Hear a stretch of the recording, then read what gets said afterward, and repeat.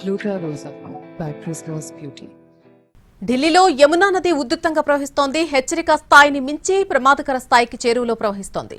వజీరాబాద్, హత్నికుండ్ బ్యారేజ్ల నుంచి భారీగా వరద ప్రవాహం యమునా నదిలోకి పోటెత్తుతోంది.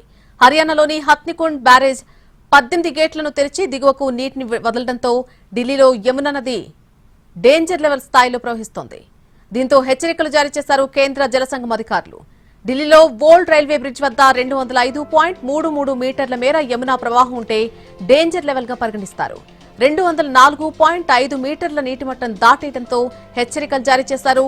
ఓల్డ్ రైల్వే బ్రిడ్జి వద్ద యమునా నది నీటిమట్టం 205.03 మీటర్లుగా ఉంది. ఇవాళ రాత్రికి యమునా నది ప్రమాద స్థాయిని దాటే అవకాశం ఉందని అధికారులు అంచనా వేస్తున్నారు. ప్రమాద స్థాయిని మించి 205.70 మీటర్లకు చేరుకునే ప్రమాదం ఉందని కేంద్ర జలసంఘం భావిస్తోంది. 206 మీటర్ల ప్రవాహం మించితే లోతట్టు ప్రాంతాల్లోని ప్రజలను సురక్షిత ప్రాంతాలకు తరలిస్తారు.